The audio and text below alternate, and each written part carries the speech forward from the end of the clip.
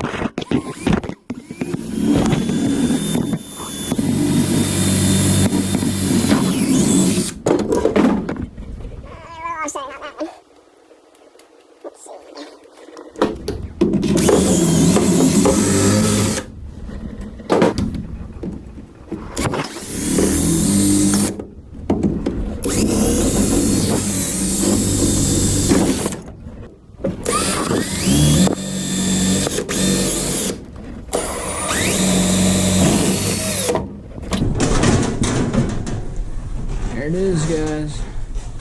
We're going to keep this plate because we're going to use it again. Might give it a coat of paint or something.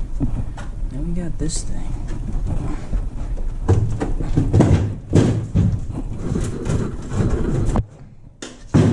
There it is. A good old transom.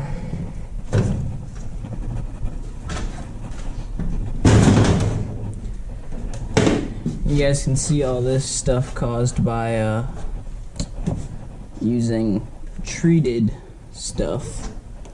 So we're gonna have to go through that, braze any pitting, get rid of all that junk. Alright guys, so we got the transom out in one piece, which is always nice because it's gonna be super easy just to trace and then use the exact same thing to put in there again. Now this almost looks like a piece of 3/4 and then a piece of 1/2 inch put together, so that'll definitely be interesting to see how thick that is. Because I'm gonna have to figure out, or maybe it's 2 pieces of 3/4, or maybe it's just 2. I don't know. I gotta figure out what it is. But what you guys are gonna want, so after you take your transom out, a lot of times it's gonna look like this, especially if you have an older hull, because what they did is they used treated plywood, and what treated plywood does is it helps like oxidize and stuff against the aluminum. It's really not good for it. Probably the worst spot I saw was right here. You guys can really see some pitting. You're gonna want to go clean all this and then go in with like a brazing rod and just kind of fill that stuff in. This overall doesn't look terrible. Like, it's got a couple spots that definitely need some attention. We've got some pitting right here, right there, and a couple spots down there, but overall not too bad at all. But we do want to get it all cleaned off, so like I said, we're going to take one of these wire brushes, hook it up to the drill, and then just, you know, go at it. I recommend wearing a mask. This stuff isn't good for you. Everyone should have a mask, especially with everything going on, so definitely throw one of those on, and then yeah, let's get it done. Alright, so we're going to get this thing in the drill, tighten that on up, and then just start going at this stuff.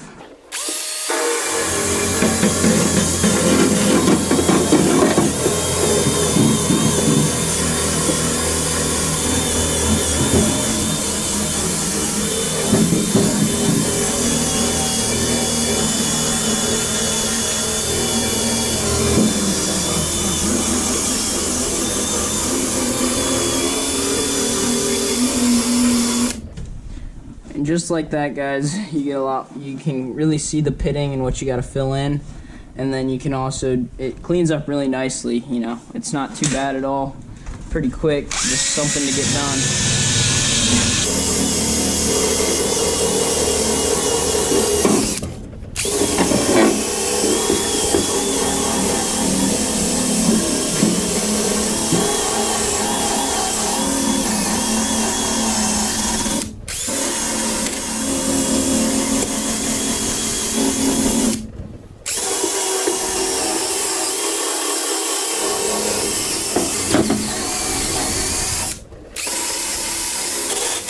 I'm going to show you guys how to fill in some of this stuff. So we're just going to take care of a couple spots, that way I can show you guys exactly what I'm doing, and then I'll do the rest of my own.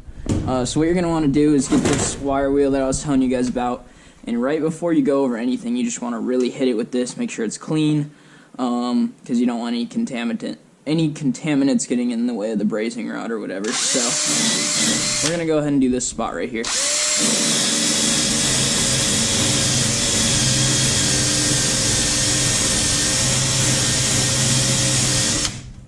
Alright, so you guys can see that's a pretty bad spot right there. Then what you're going to want to do is you want to get MAP gas. So I did have propane, and propane just doesn't get as hot as quick, so you're going to have to sit there for a lot longer. Or you can go ahead and get this stuff. It'll heat it up a lot faster. It'll make your day a lot better. So just turn this on. Get it to where it's good flowing. And then just kind of hold it on your spot. It'll probably take about a minute to get to where you want it. Let's get in there. So the point is you're going to want to be able to touch the metal, and this will just melt right into it. So we're not quite there yet, but we're getting pretty close. You can see if I hold it there for a second, it starts, but you really just want it to be kind of like a touch thing, kind of like what it's doing right here. You're just going to really generously kind of puddle around your spot.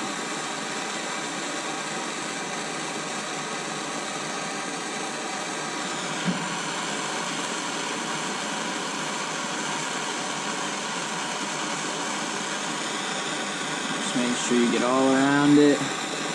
While you have the area hot, you can go ahead and fill in all your other little stuff if there's anything. But then turn this off, let that cool down for a bit, and double check, make sure you got it through, because that was one where it was slightly going through. So that's pretty good right there, guys. Don't burn yourself or anything. But then what you can do is you can just kind of either sand it down or just find a way to kind of get it down. And I'm going to go ahead and do all the major stuff here. I've already done a couple like this one. But yeah, that's basically the gist of it. Just want to make sure you get your area around it and get in it pretty good.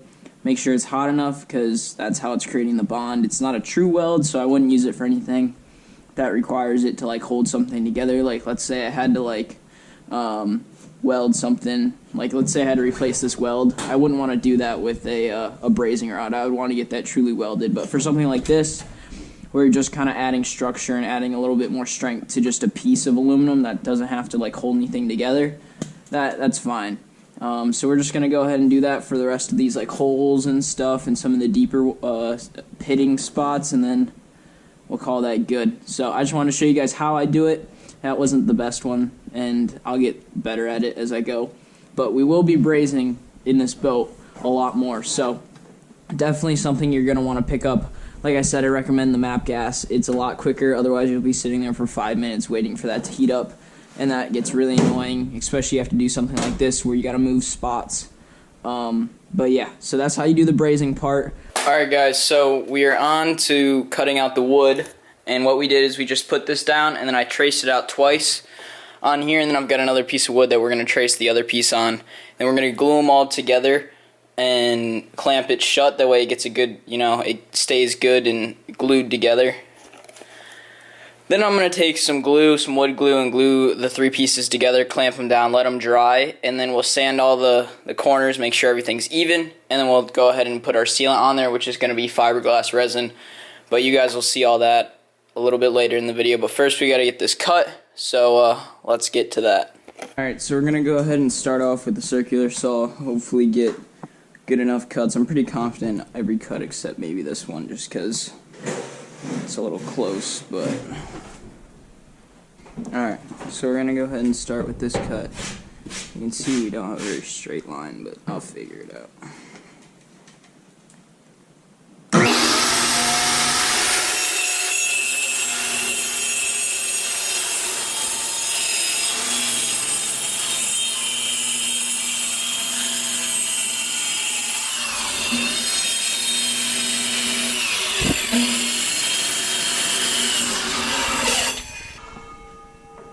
Alright, let's cut number uno.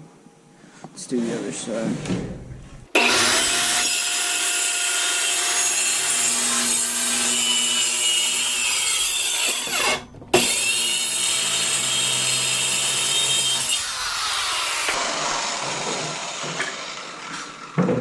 Let's see if we can go ahead and do this without it being too bad.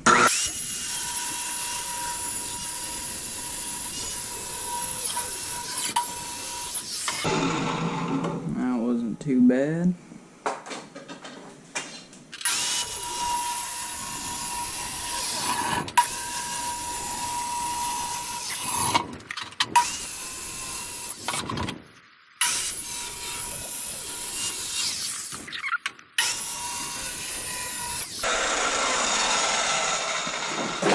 And we just gotta cut down the middle.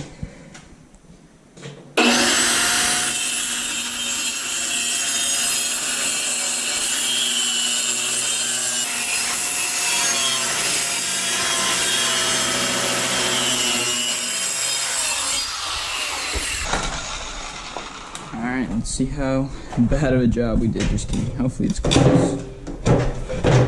If not, we can trim it up pretty easily and get it fit right. Not bad at all. Definitely not anything we can't sand together.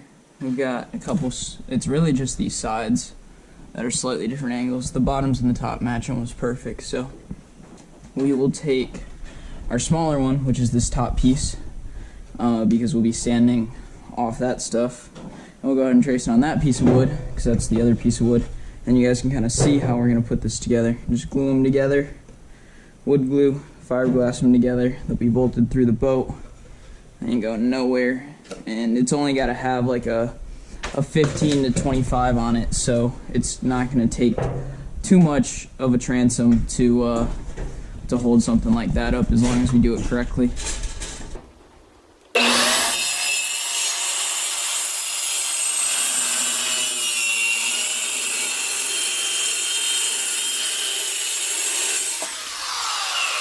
We've had this clamped down for a good amount of time now. I think what we're going to try to do is, if this circular saw blade will get down low enough, which it might, then we're just going to cut edges off each side that needs it. I think the top is good. Let's see.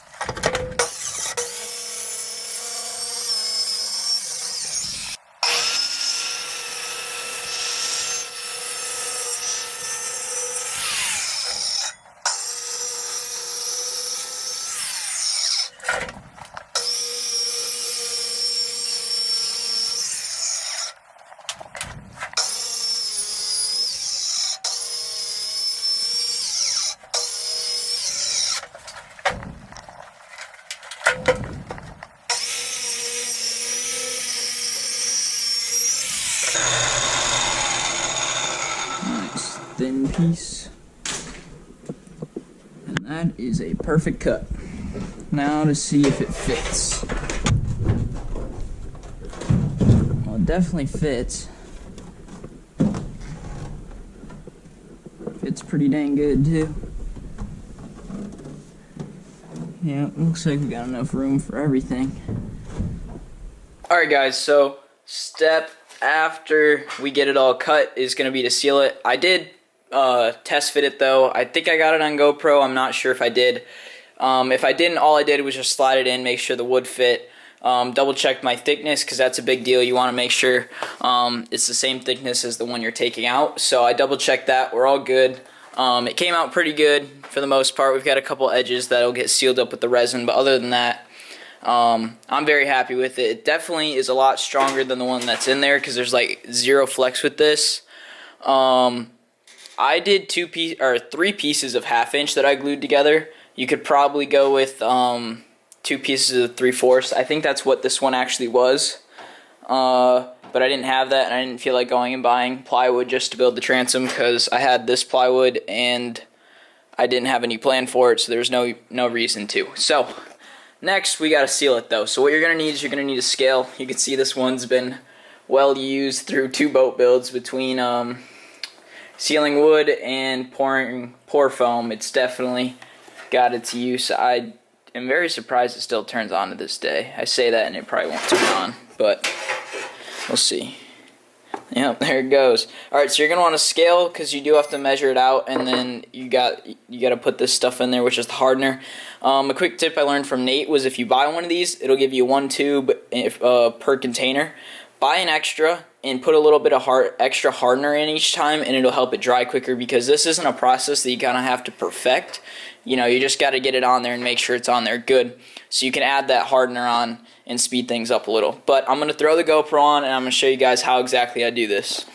Alright guys, so we've got everything we need. I already went over all this. You're also going to need something to kind of like spread it out. I use these. I forget what they're called. I got them at Home Depot, or maybe I got them at Harbor Freight. I don't know. They're just like little plastic scrapers. I like them because you can kind of flex them and then peel off all the resin after it's dried, and you can reuse them. So I've got that, and then we're going to need a plastic cup to weigh it out, just like this, or something disposable, because you're not going to ever use it again. And so you're going to go on your scale, and I'm going to do this all by just like guessing. We're going to start with like 2 ounces of the resin, and we'll go from there.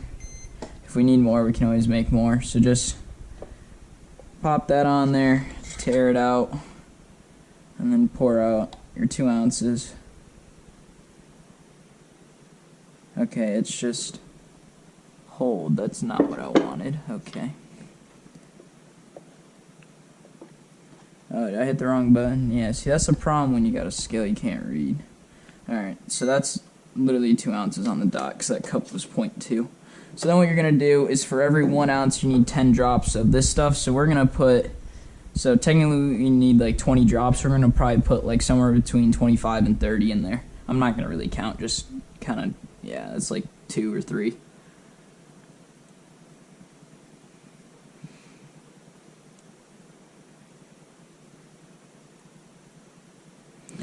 And then the last thing you need is something to stir it with. I'm just gonna, actually, do we have a piece of wood?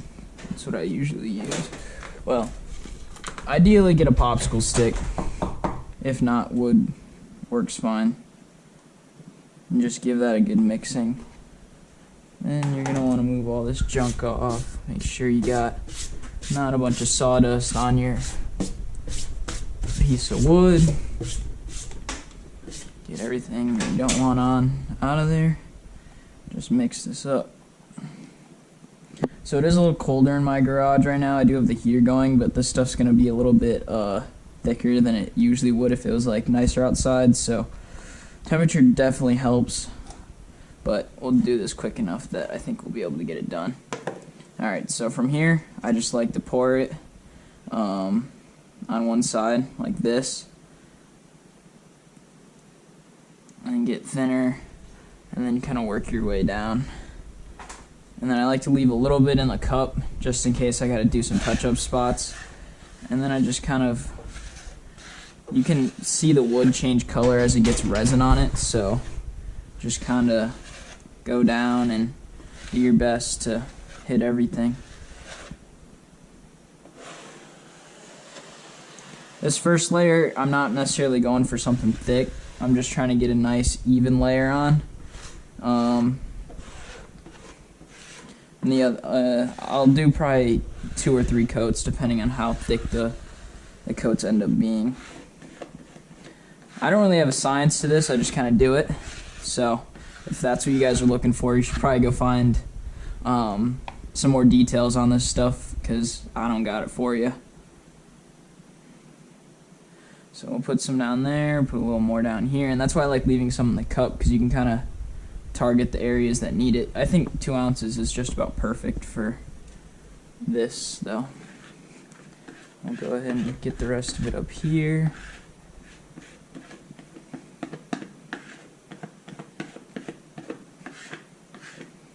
Just spread it evenly, and then pull your excess down and start hitting this stuff.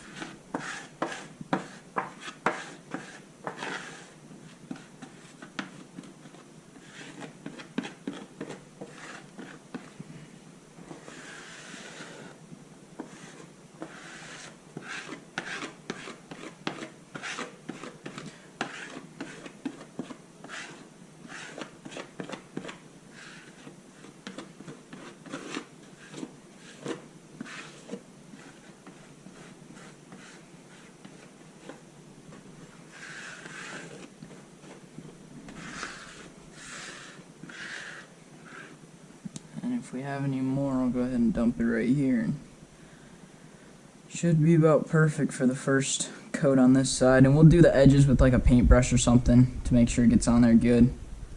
But I don't really do much with those in the middle of the coats or whatever. Just kind of let it do its thing.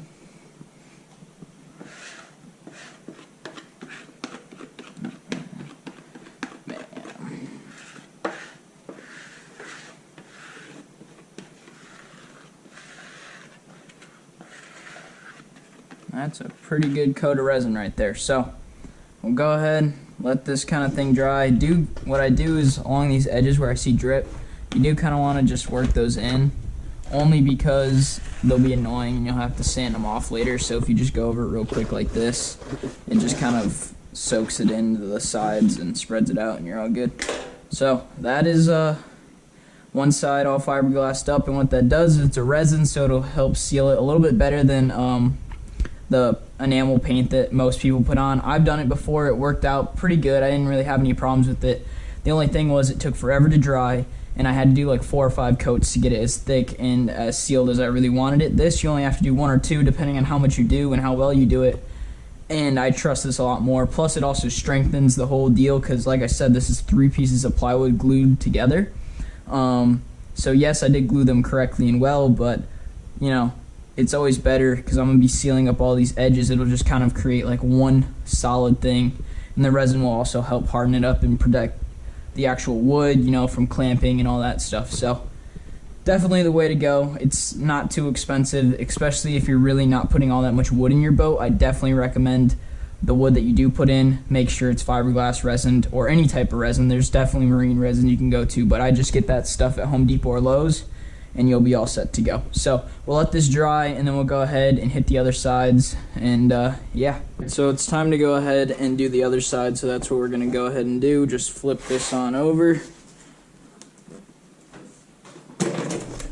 Got some cardboard that got stuck. 1 second, let me see if I can get that off.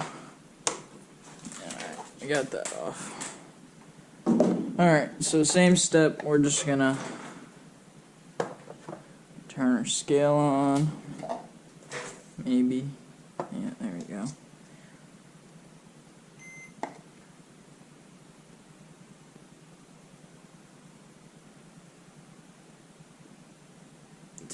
.2 was just about perfect last time, so we'll go with that again. It's a little bit colder in here than it was yesterday. I haven't had the heat going, so oh, I got glue on this. Nice. Yeah. There. Alright.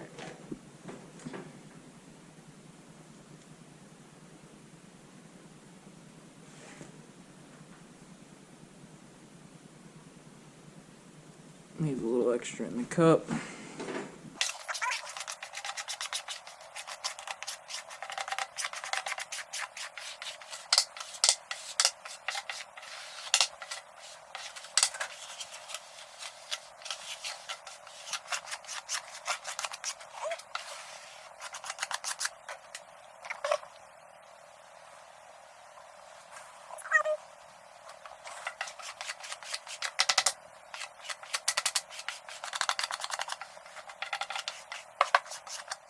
Alright, it's time to do the edges. I couldn't find a paintbrush, so we're gonna go with this thing.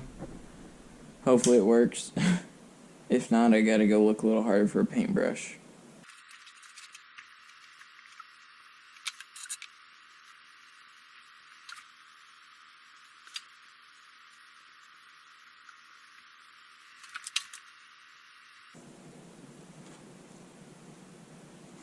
Alright, I'm gonna go find a paintbrush. This thing sucks, so I'll be right back. I found a paintbrush. The only bad thing is these things are destroyed after you use them once. So we might go ahead and just put a second coat on pretty quick to make sure these edges, which I gotta make more anyways because I didn't make enough to do all the edges. There's just too much drip. But you want to make sure you get all those good.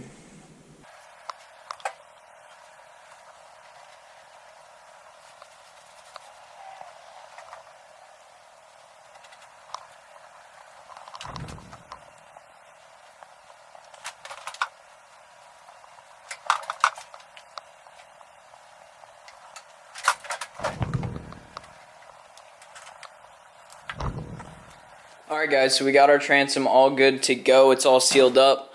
I just kind of moved everything around because we got all the junk out of the garage. But as you guys can see, it's got a nice shine to it. It's got a real good coating on there. We did go ahead and hit the edges one more time off camera.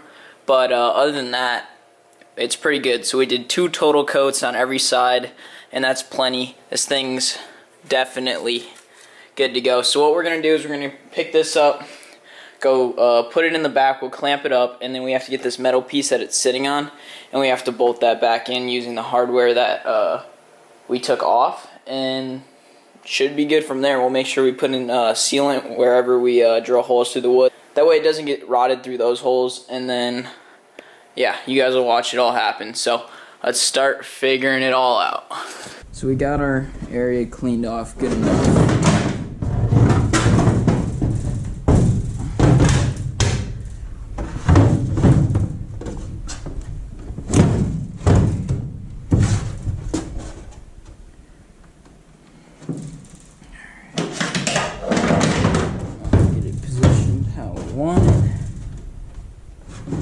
Right there's pretty good.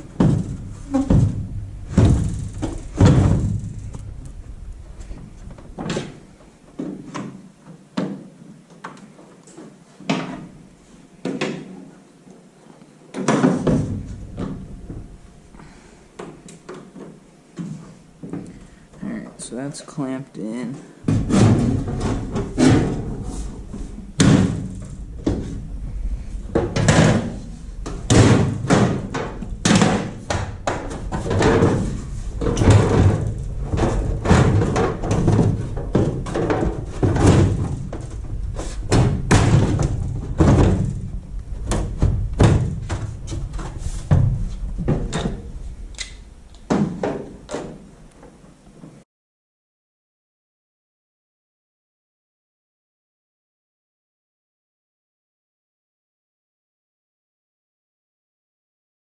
Alright guys, so here's our transom. Basically all we did was take this apart, and then we took the wood out, we traced it onto a couple other pieces of plywood, glued and sealed those together, and then just reinstalled it with the same hardware. We didn't go and get new hardware, only because this hardware was fine and it worked. I did make sure I put a ton of silicone on everything though, and obviously put new rivets in where there were rivets. Other than that, we reused the same aluminum plate. That worked out very nicely, as you can see. We didn't have to get around any of this welding. We were able just to drop it right down and go ahead and take it out and reinstall it. And then we also brazed the actual back of it on the inside where we had a couple bad spots from pitting, because treated wood doesn't react well with aluminum, so we had to take care of that. But other than that, it went really well. We'll definitely clean it up. I'm still heavily debating on paint, guys. I don't know if I want to flip this thing over and paint it or not. It's going to take some time if I do it, and it's also going to be a little bit more money. Mostly the time thing, though. This thing's not going to be quick to paint by any means.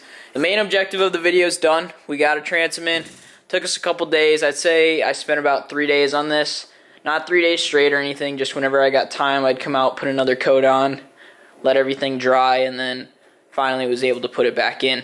So that's going to probably do it for us. Right there. Came out pretty dang good. I'm happy with it.